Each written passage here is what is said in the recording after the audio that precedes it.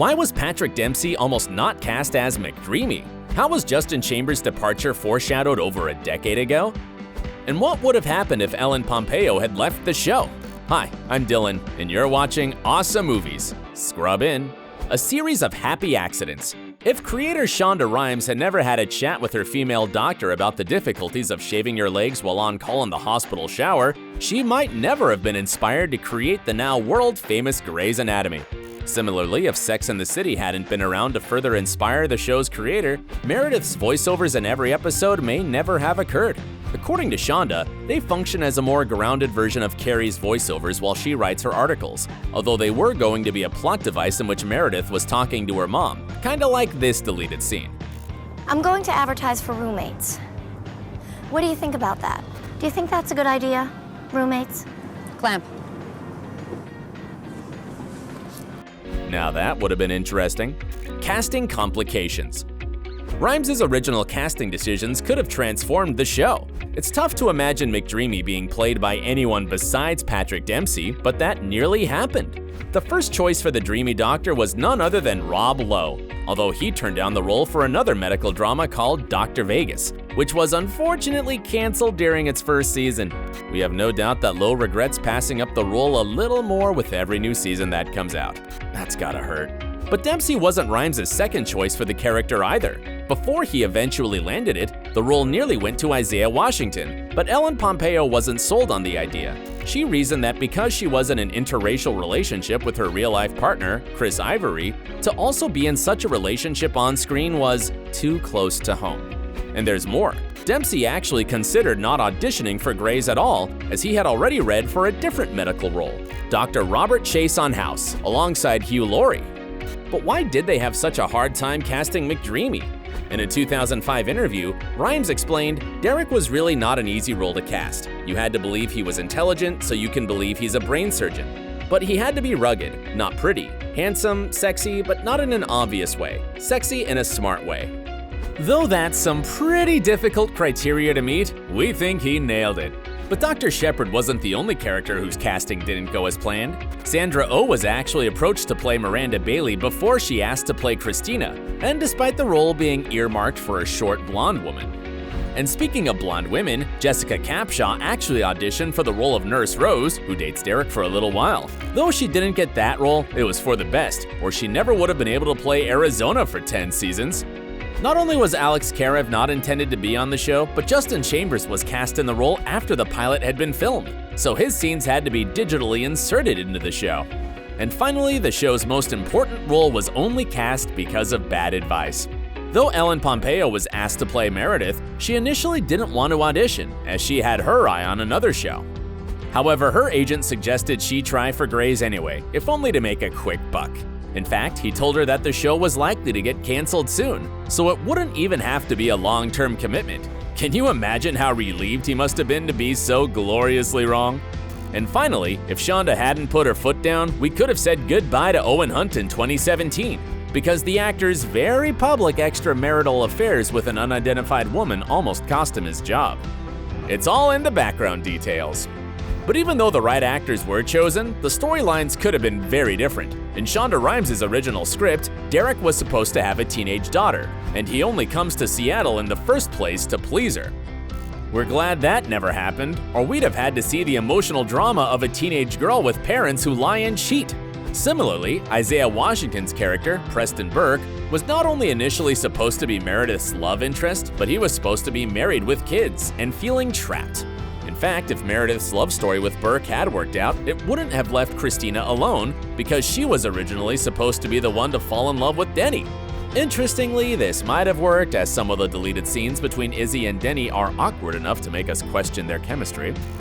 I gotta go. I would stay, but Bailey catches me here. And the chief has us doing this prom thing. It's so, but yeah, I'm really happy for you. You look, woohoo, Denny. And that's not the only love story that could have been changed. In the original plan for the show, Rhimes admitted that Miranda Bailey was supposed to have a hot and heavy romance with George O'Malley. Can you picture that? 'Cause we can't. But there were also a ton of other plot lines and stories that were changed before filming. Not only were most of the doctors, and most notably Meredith, originally supposed to be heavy smokers, but their lives could have been totally unrecognizable if Rhimes went with her original ideas in an alternate universe. One of the central premises of Greys is Meredith's personal life, but the original script actually kept Dr. Grey childless. And it would have tied in nicely with Rhimes' original plans to have Meredith stay single after Derek's death, and just pour all her energy into her career without distractions. And though her children don't feature prominently in the show, this deleted scene shows that Meredith was an epic mom, and we're glad we don't have to imagine her any other way. Lola, what are you doing? Whipple. A whipple? It's when you take out part of someone's pancreas. Oh, I know what a whipple is. You've probably seen Mommy do one. And Christina's life was also almost unrecognizable. Not only was her character originally supposed to have a father, but he would have also been a major donor to the hospital, which probably would have made her an even more unpopular character.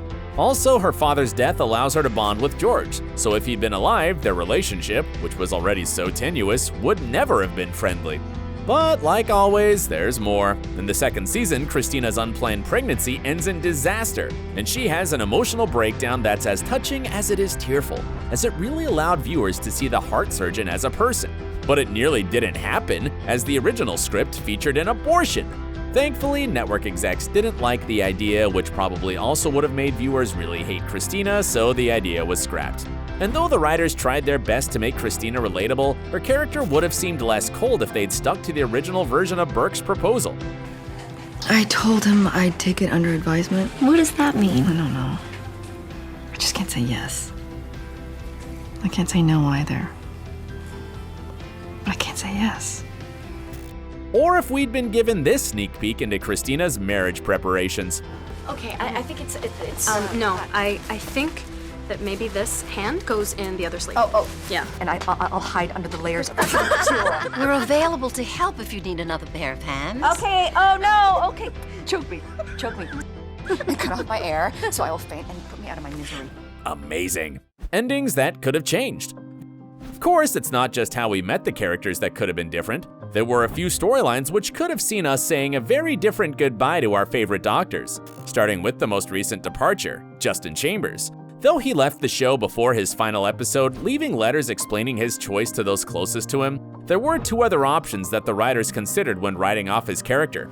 According to showrunner Krista Vernoff, at the end of the day there were three choices: kill Alex off camera, have Alex be alive and in Seattle, and still married to Joe, and we just never see him or reunite him with Izzie.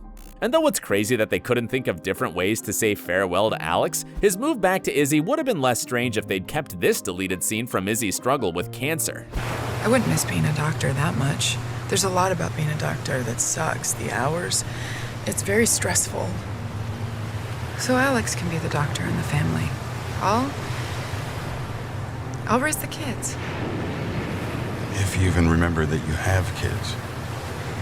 But did you know that the most dramatic departure in Grey's history was almost way more unpleasant?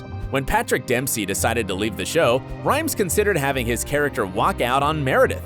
Thankfully, Rhimes realized that the storyline would be disingenuous, saying, "That was going to suggest that the love was not true. The thing we had said for 11 years was a lie and McDreamy wasn't McDreamy." For me, that was untenable, but it was really close to happening. They even had footage of Meredith fretting about him cheating. Showed up on our doorstep. Says she wasn't important. Says he didn't cheat. Do you believe him? So he didn't cheat. He wanted to. But he didn't. Part of me wishes he had. It'd make it easier. My decision would be made for me. And though it's Alex that eventually becomes a pediatric surgeon, there was a moment in which Miranda Bailey nearly followed that route, which could have meant her leaving the show or having a vastly different future. I think I have to say no.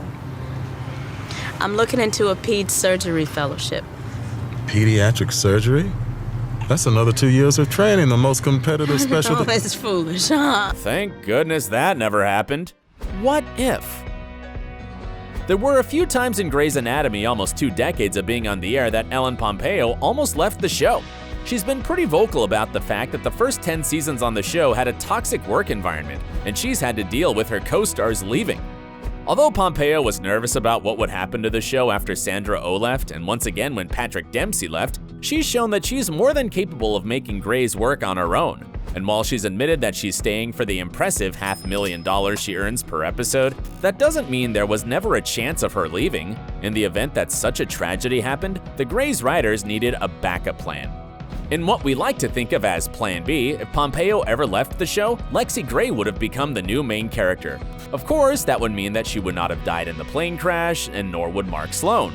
But that also doesn't mean that Lexie would get her happy ending, as according to the show's writers, the Plan B for McSteamy would have had him go back to Addison. However, had this ever happened, it would have had major repercussions for the storyline, and many of the later cast additions, like the introduction of Maggie, would probably never have happened. Predicting the future. The only thing we have left to do is consider what will happen next in Greys. Because the 16th season was cut short by the pandemic, the show's writers have teased that they have extra footage and cut scenes that can be worked into the next season or might change completely. So we're excited to see what happens. What alternate story do you think was the best or worst? Let us know in the comments below, and don't forget to subscribe for more awesome content.